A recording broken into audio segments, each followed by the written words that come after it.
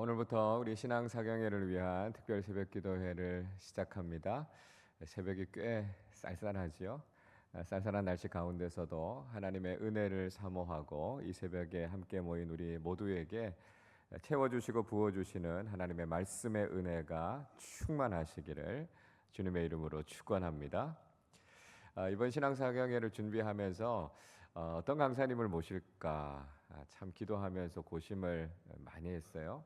그런 가운데 이천 순복음교회를 섬기시는 김명현 목사님을 강사로 모시게 됐습니다. 올해 우리 교회의 표가 믿음으로 하나님의 영광을 경험하는 교회입니다. 그래서 이 표에 꼭 적합하게 우리에게 말씀 전해주실 분이 누구실까 생각하고 있었어요. 한 집회를 참석했다가 제가 김명현 목사님의 설교 말씀을 듣고 야, 이분이다 하는 감동이 아주 강하게 왔습니다. 그래서 목사님을 모시게 됐고요. 사경회를 준비하는 과정 중에 길지는 않았지만 목사님과 잠깐 이야기를 나눌 수 있는 시간들이 있었습니다. 그러면서 알게 된 게 있어요. 김명현 목사님이 성장하시면서 우리와 같은 통합 측에서 신앙생활을 하셨다 이렇게 말씀하시더라고요. 근데 하나님 앞에 더 뜨겁게 더 열정적으로 쓰임 받고 싶어서 순복음 교단에서 목사 안수를 받으셨다 그 말씀을 하셨습니다. 그래서 그랬는지 말씀에도 정말 깊이가 있고요. 설교 말씀을 전하실 때나 기도하실 때 성령의 아주 강한 임재하심을 제가 느낄 수 있었습니다. 그래서 제가 확신하게 됐어요. 이번 신앙사경회를 통해서 우리가 말씀과 성령 이 두 가지를 다 충족시켜 주실 수 있는 정말 좋은 강사님을 모셨구나. 그런 확신이 생겼고요. 신앙사경에 대한 기대가 생겼습니다. 여러분 그런 기대, 그런 소망을 가지시고 이번 신앙사경회에 함께 참여해 주시고 우리 자신과 교회가 말씀으로 또 성령으로 충만해질 수 있도록 기도하는 마음으로 함께 참여해 주시기를 바랍니다. 저는요 늘 이런 생각을 해요. 은혜는 하나님께서 예비하시지만 믿음의 그릇을 준비한 사람들만 그 은혜를 누릴 수 있다라고 하는 것이죠. 이거 굉장히 중요한 원칙인데 잘 모르시는 분들이 많이 계시는 것 같아요. 하나님은요 항상 우리를 위해서 은혜를 예비하십니다. 그러니까 우리는 다 알 수 없어요. 하나님께서 어떤 은혜를 예비하셨는가 다 알 수 없지만 하나님은 분명히 우리 각자에게 꼭 필요한 은혜를 예비하십니다. 근데 어떤 사람들은 그 은혜를 누리면서 살아가는 사람들이 있는가 하면 어떤 사람들은요 그 은혜를 누리지 못하는 사람들이 있어요. 그러면서 이렇게 생각하죠. 왜 하나님께서 내게 은혜 주시지 않느냐고요? 불평하시는 분들이 있습니다. 하나님이 나를 위해서 아무런 은혜도 예비하지 않으신 게 아닌가 그렇게 오해하시는 경우가 있습니다. 이건 잘못된 생각이에요. 하나님은 틀림없이 우리에게 충분한 은혜를 예비하고 계세요. 근데 하나님께서 그 은혜를 부어주시지만 우리가 그 은혜를 담아낼 수 있는 믿음의 그릇을 준비하지 않으면 우리가 그 은혜를 누릴 수 없다라고 하는 것이죠. 여러분 준비하십시오. 하나님께서 여러분의 심령 가운데 여러분의 가정 속에 우리 공동체 속에 하나님께서 꼭 주시기 원하시는 하나님의 은혜가 예비되어 있습니다. 하나님께서 그 은혜를 쏟아부어 주실 텐데요. 우리가 그거 하나도 놓치지 말고 하나도 흘리지 말고 우리가 그거 잘 간직해서 하나님께서 주시는 풍성한 은혜 누리실 수 있기를 바랍니다. 여러분 한번 따라해 보실까요? 하나님께서는 은혜를 예비하십니다. 믿음의 그릇을 준비하는 사람들이 됩시다. 믿음의 그릇을 준비하는 사람들이 됩시다. 여러분 하나님께서 예비하신 그 은혜가 우리의 삶 가운데 풍성하게 임하게 되고 그 은혜를 준비함으로 누리는 사람들이 되시기를 주님의 이름으로 축복합니다. 자, 오늘 우리가 읽은 본문의 말씀은 이스라엘 백성들이 출애굽한 이후에 3개월 되는 시점의 이야기를 하고 있습니다. 여러분 잘 아시는 것처럼 이스라엘 백성들은 그 강대국이었던 애굽에서부터 출애굽하는 자유와 해방을 누리는 놀라운 은혜를 경험하게 됐습니다.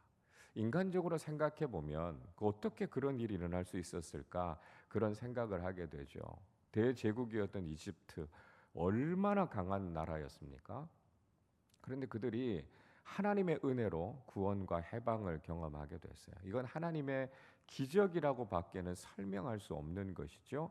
그런 놀라운 은혜를 경험하게 됐습니다. 여러분, 우리가 구원을 얻은 것도 역시 마찬가지 아닙니까? 우리가 어떻게 그 죄의 권세와 죽음의 저주로부터 풀려날 수 있었겠습니까? 우리의 생각으로는 다 설명할 수 없어요. 인간적인 방법으로는 다 알 수 없어요. 그래서 우리가 구원을 받았다라고 하는 그 사실만으로도 이건 정말 기적이다 이렇게 말할 수 있다라고 하는 것이죠. 그래서 이건 하나님의 일이고요. 하나님만이 우리에게 주실 수 있는 놀라운 일이다라고 하는 것이죠.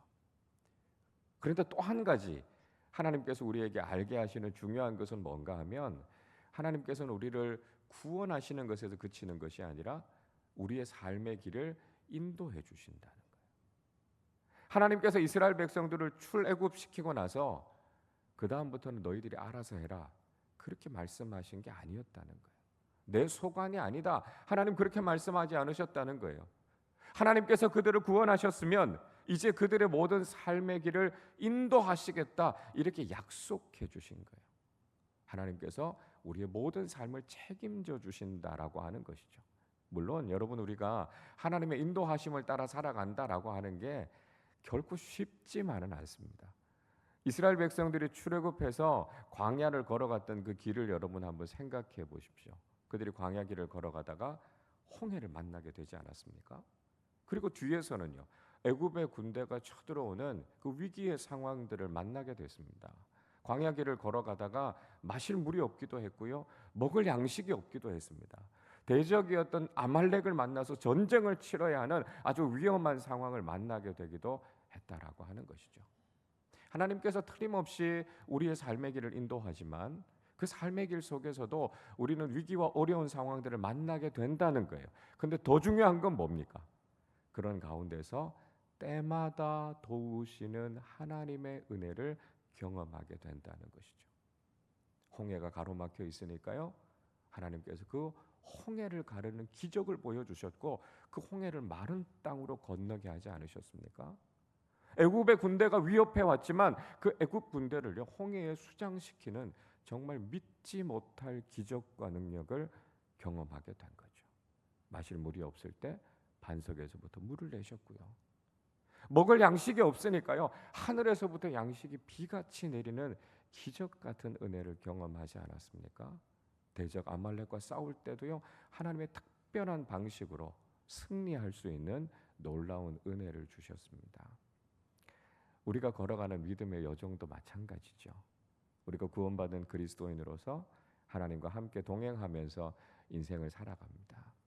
하나님의 인도하심을 따라 살아가는 삶이 만만치가 않아요. 질병의 문제도 있고요. 경제적인 문제도 있고요. 관계의 문제도 있고요. 영적인 문제들도 있습니다. 중요한 것은요. 우리의 믿음의 여정 그 순간순간마다 하나님께서 우리와 함께 하시고 우리를 도우시는 하나님의 특별한 은혜를 우리가 경험하게 된다는 거예요. 그래서 신앙생활이라고 하는 것은 하나님의 인도하심을 받으면서 살아가는 삶이고요. 그때마다 하나님께서 주시는 은혜를 경험하면서 하나님과 동행하는 삶이다. 우리가 이렇게 정의를 내려볼 수 있겠습니다. 자, 그렇게 이스라엘 자손들이 출애굽해서 시내 광야에 도착하게 됩니다. 오늘 1절 말씀을 다시 보십시오. 이스라엘 자손이 애굽 땅을 떠난 지 3개월이 되던 날 그들이 시내 광야에 이르니라 말씀합니다. 자, 그들이 출애굽해서 3개월 기간 동안 걸어서 시내 광야에 도착합니다. 이 시내 광야에는 시내산이 있었어요.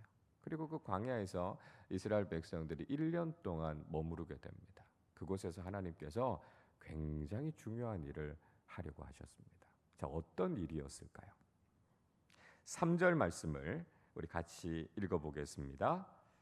모세가 하나님 앞에 올라가니 여호와께서 산에서 그를 불러 말씀하시되 너는 이같이 야곱의 집에 말하고 이스라엘 자손들에게 말하라. 자, 하나님께서 모세를 특별히 부르셨어요. 그리고 시내산으로 올라오라 그렇게 말씀하셨습니다. 하나님께서 왜 모세를 시내산으로 올라오라고 말씀하셨을까요? 예, 그렇죠. 하나님께서 야곱의 집에 이스라엘 백성들에게 하시려고 하는 말씀이 있었다는 거예요. 근데 그건 단순한 말씀이 아니죠. 지금 이야기한 것처럼 약속을 맺으시기 위해서요. 하나님께서 그들과 언약을 맺으시기 위해서 올라오라 그렇게 말씀하신 겁니다. 하나님께서 이스라엘 백성들과 약속을 체결하시고 그들을 언약 백성으로 삼게 하시기 위해서 그 시내 광야에서 1년 동안 머무르게 하셨다라고 하는 것이죠. 여러분, 하나님께서 우리와 약속을 하신다라고 하는 것이 얼마나 큰 축복인가 하는 걸 알아야 됩니다. 하나님께서 우리와 약속을 맺으신다는 거죠. 우리가 약속의 대상이 되는 것이고 하나님과의 약속의 파트너가 된다라고 하는 것이 하나님께서 우리를 얼마나 존귀하게 여기시는가라고 하는 것을 보여주는 것입니다. 하나님께서 우리를 인격적으로 얼마나 존중하시는가라고 하는 걸 보여주는 겁니다. 여러분, 우리는요 아무나 하고 약속하지 않습니다. 믿을 수 없는 사람들, 신뢰하지 못하는 사람들하고 우린 약속하지 않죠. 우리가 누군가와 약속한다라고 하는 것은 그만큼 그 사람을 인정해 준다는 거 아닙니까? 그만큼 그 사람을 인격적인 존재로 존중해 준다는 것 아닙니까? 하나님께서 우리를 약속의 파트너로 세우셨다라고 하는 것은요, 그만큼 하나님께서 우리를 귀하게 여기신다는 거예요. 우리를 인정해 주시고 우리를 존중해 주신다라고 하는 것이죠. 자, 또 하나, 하나님께서 우리에게 주시는 약속은 좋은 약속이라는 겁니다.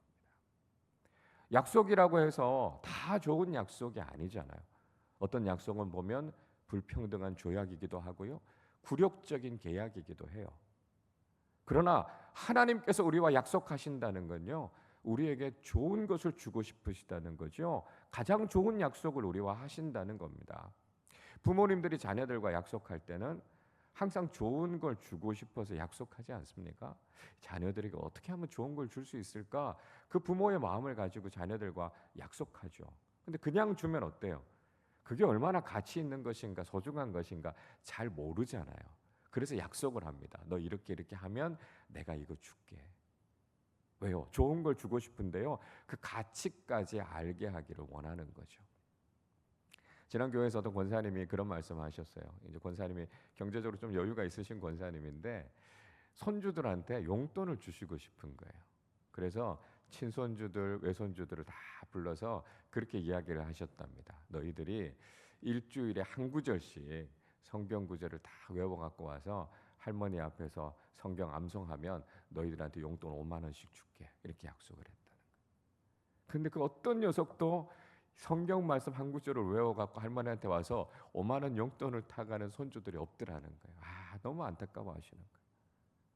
그러니까 용돈을 너무 주고 싶은데요, 그래서 그걸 주겠다 이렇게 약속을 했는데도 그 약속을 지키는 손주들이 없어서 너무 아쉬웠다, 그런 이야기를 하시는 겁니다. 여러분, 하나님은요 우리를 약속의 자리로 부르십니다. 하나님은 우리와 약속하기를 기뻐하시는 거예요. 하나님께서 우리를 약속의 대상으로 삼으셨다라고 하는 것만으로도 우리가 얼마나 하나님 앞에 존귀한 존재인가라고 하는 걸 알아야 된다는 것이죠. 그리고 그 약속의 내용은 너무 좋은 내용이라는 거예요. 그래서 우리가 하나님의 약속을 지키면서 살아가는 것, 이게 너무너무 귀하고요, 하나님의 언약 백성으로 살아갈 수 있다라고 하는 것이 우리에게 놀라운 축복이다라고 하는 것을 알아야 된다라고 하는 것이죠.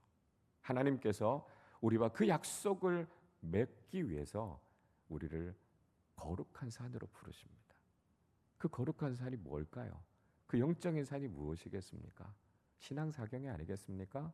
말씀의 자리 아니겠어요? 은혜의 자리 아니겠어요? 그곳에서 하나님께서 우리와 약속하시고 우리에게 좋은 것을 주시겠다 말씀해 주셨습니다. 우리가 이번 말씀 집회를 통해서 정말 거룩한 산에 오르기로 결단하시고 하나님과 좋은 약속, 아름다운 약속을 맺는 귀한 축복을 누리실 수 있기를 바랍니다. 자, 그러면 하나님께서 우리와 어떤 약속을 하실까요? 우리가 약속의 내용을 한번 살펴봐야 되겠습니다. 자, 약속의 내용을 살펴보기 전에요, 하나님께서 항상 약속하시면서 먼저 선행하는 것이 있다라고 하는 걸 알아야 됩니다. 그게 뭐냐면 우리와 약속하시는 하나님이 어떤 분이신가라고 하는 걸 우리에게 알려주신다는 거예요. 4절 말씀을 보십시오. 내가 애굽 사람에게 어떻게 행하였음과 내가 어떻게 독수리 날개로 너희를 업어 내게로 인도하였음을 너희가 보았느니라 말씀합니다. 자, 언약의 내용을 말씀하시기 전에 하나님께서 이스라엘 백성들에게 먼저 말씀하신 게 뭐냐면 하나님이 누구이신가라고 하는 걸 가르쳐 주시는 거예요. 하나님이 어떤 분이신가 하면 하나님께서 애굽에서 어떤 일을 행하신 분이신가 하는 걸 알라는 거예요. 하나님께서 그들을 어떻게 광야길로 인도해 주셨는가라고 하는 걸 알라는 거예요. 아무리 척박하고 힘든 광야의 길을 걸어가는 동안에도 독수리가 자기의 새끼를 날개 위에 얹고 그렇게 인도하는 것처럼 하나님은 그렇게 인도하시는 분이시다라고 하는 거예요. 그래서 약속의 내용을 말씀하시기 전에 약속하시는 하나님이 어떤 분이신가라고 하는 것을 알려주신다는 거예요. 구약의 가장 대표적인 약속이 무엇입니까? 아까 말씀하신 것처럼 십계명이죠. 출애굽기 20장의 말씀에 보면 십계명의 내용이 무엇인가를 말씀하고 있습니다. 그런데 그 십계명을 시작하면서요, 출애굽기 20장 1절 2절에서 이렇게 말씀해요. 하나님이 이 모든 말씀으로 말씀하여 이르시되 나는 너를 애굽 땅 종되었던 집에서 인도하여 낸 내 하나님 여호와니라. 십계명이라고 하는 하나님의 약속의 말씀을 주시기 전에 뭘 먼저 알려주신다고요? 내가 누군가, 하나님이 어떤 분이신가라고 하는 것을 먼저 말씀해 주신다라고 하는 거예요. 그래서 하나님의 언약 이전에 우리가 믿고 있는 하나님, 우리와 약속하시려고 하는 하나님이 누구이신가라고 하는 걸 알아야 된다는 거예요. 여러분, 우리는 하나님을 아는 게 참 중요합니다. 왜냐하면 그래야만 하나님께서 우리에게 주시려고 하는 것, 하나님의 약속이 얼마나 소중한 것인가 하는 것을 깨닫게 되는 거죠. 이번 신앙 사경의 주제가 여호와를 힘써 알자라고 하는 거예요. 우리가 하나님을 알아야 바른 신앙생활을 할 수 있고요. 하나님을 알아야 하나님과 바른 관계를 맺을 수 있고요. 하나님을 바르게 알아야만 하나님께서 우리에게 주시는 약속이 얼마나 소중한 것인가, 얼마나 좋은 것인가라고 하는 것을 우리가 알 수 있다라고 하는 거죠. 만약에 우리와 약속하려고 하는 사람이 우리를 속이려고 하는 사람이면요, 우리를 해코지하려고 하는 사람이면요, 우리 그 사람하고 약속하면 안 되는 거죠. 그래서 우리가 약속을 맺고 있는 그 언약의 주체가 어떤 분인가, 우리가 정말 신뢰할 만한 분인가라고 하는 것을 우리가 분명히 알아야만 우리가 좋은 약속을 맺을 수가 있다라고 하는 것이죠. 그래서 우리가 그 약속을 분명히 알고 그 약속을 맺으시는 분이 어떤 분이신가라고 하는 것을 잘 알아야만 우리가 좋은 언약의 관계 속에서 살아갈 수 있게 된다는 것이죠. 자, 그러면 하나님께서 우리에게 주고 계시는 약속의 내용이 어떤 것이겠습니까? 참 중요한 말씀인데요. 5절과 6절 말씀 우리 같이 읽어보겠습니다. 세계가 다 내게 속하였나니 너희가 내 말을 잘 듣고 내 언약을 지키면 너희는 모든 민족 중에서 내 소유가 되겠고 너희가 내게 대하여 제사장 나라가 되며 거룩한 백성이 되리라. 너는 이 말을 이스라엘 자손에게 전할지니라. 아주 중요한 말씀이 바로 이 출애굽기 19장 5절 6절의 말씀입니다. 자, 언약의 내용을 이야기하면서 하나님께서 다시 한번 하나님 당신이 누구신가를 이야기해요. 뭐라고 말씀하지요? 세계가 다 내게 속하였다고요. 하나님은 온 세상을 소유하고 계신 분이시고요, 온 세상을 다스리시는 분이시다 말씀합니다. 이렇게 위대하시고 이렇게 대단하신 하나님께서 우리와 약속을 맺으신다, 그렇게 이야기합니다. 물론 우리가 살아가는 이 세상은 잠깐 하나님께서 악한 세력들에게 허용해 두신 거예요. 그러니까 믿음 가지고 우리가 이 세상을 살아가면서 핍박을 받기도 하고 어려운 일들을 경험하기도 하죠. 그러나 결국은 하나님의 이 모든 것들을 다시 찾으실 겁니다. 왜요? 이건 다 하나님 거니까요. 그래서 하나님께서 이 세상 모든 만물을 다 가지고 계신 분이시라는 거예요. 이 정도로 위대하신 하나님, 이런 권위자이신 하나님께서 지금 우리에게 말씀하고 계신다는 거예요. 그 권위와 능력이 있으신 하나님의 말씀을 우리가 마땅히 들어야 된다는 거죠. 우리가 이렇게 권위 있는 분이 하시는 말씀을 잘 듣지 않으면 우리 큰 낭패를 보게 됩니다. 자녀들은요, 부모님의 말씀 잘 들어야 되고요. 학생들은 선생님 말씀 잘 들어야 합니다. 시험을 보는 사람들은 감독관의 이야기를 잘 들어야 되죠. 또 담당자, 책임자들이 이야기하는 안전수칙, 이거 제대로 듣고 잘 지키지 않으면 큰 사고가 나게 됩니다. 하물며 이 세상 모든 것을 다 소유하고 계신 하나님의 말씀이라면 여러분, 우리가 이 말씀 들어야 되는 게 당연한 거 아니겠습니까? 그래야만 우리가 바른 인생을 살아갈 수 있게 된다라고 하는 것이죠. 자, 그 하나님께서 이 언약의 말씀을 잘 지키게 되면 우리가 어떤 정체성을 갖게 될 것인가, 어떤 복을 누리게 될 것인가 하는 것을 세 가지로 말씀해 주시고 있습니다. 그게 바로 하나님의 소유, 제사장의 나라, 거룩한 백성. 이 세 가지의 정체성을 가지게 된다, 이렇게 말씀하고 있습니다. 이거 제가 구체적으로 다 설명드리려고 하면 오늘 여러분 출근하시기 어렵습니다. 그래서 제가 간단하게만 말씀드리겠습니다. 첫째는 하나님의 소유입니다. 이것은 언약 백성의 신분이에요. 신분. 하나님의 소유가 된다라고 하는 것은 우리가 언약 백성으로서의 신분을 갖게 된다는 건데요. 간단하게 말씀드리면 우리가 하나님의 전부라는 거예요. 하나님의 사랑을 독차지하는 그런 존재가 된다라고 하는 것입니다. 하나님에게 있어서 가장 소중한, 가장 귀한 존재, 그리고 하나님의 사랑이 쏟아지는 그런 존재가 된다는 거예요. 신명기 32장 9절에서 이렇게 말씀해요. 여호와의 분깃은 자기 백성이라 야곱은 그가 택하신 기업이로다 말씀합니다. 하나님의 몫이 뭐라고요?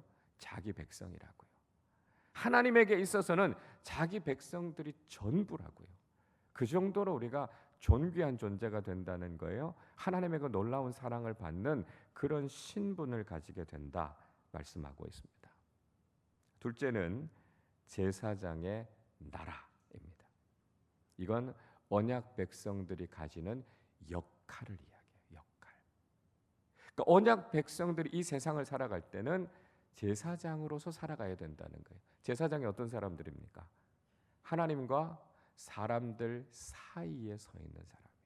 그래서 하나님의 말씀을 듣고 그 말씀을 사람들에게 전하는 일을 하죠. 사람들의 죄를 가지고 하나님 앞에 가서 기도하는 일을 하는 거예요.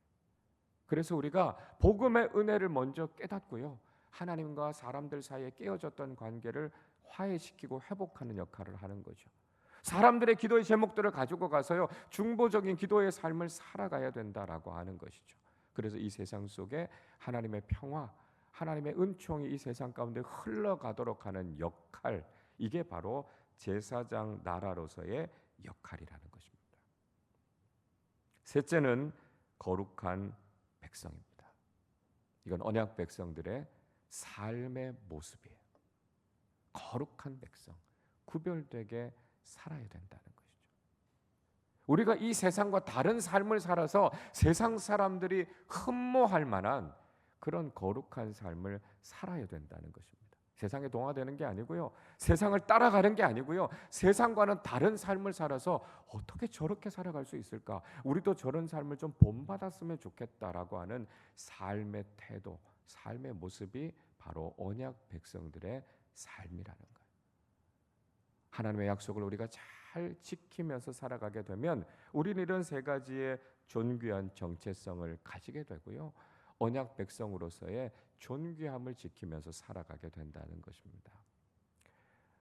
여러분, 오늘도 하나님께서는 우리를 거룩한 산으로 부르십니다. 하나님께서 우리를 거룩한 산으로 올라오라 말씀하시는 이유는 우리와 언약을 맺기 위해서예요. 하나님의 언약 백성이 된다는 게 얼마나 놀라운 축복인지 모릅니다. 하나님께서 우리를 인격적으로 존중해 주셔서 우리를 언약의 파트너로 세우셨고요, 우리에게 가장 좋은 약속을 주시고 하나님께서 우리에게 주시는 것이 얼마나 귀한 것인가 하는 것을 깨닫게 해주십니다.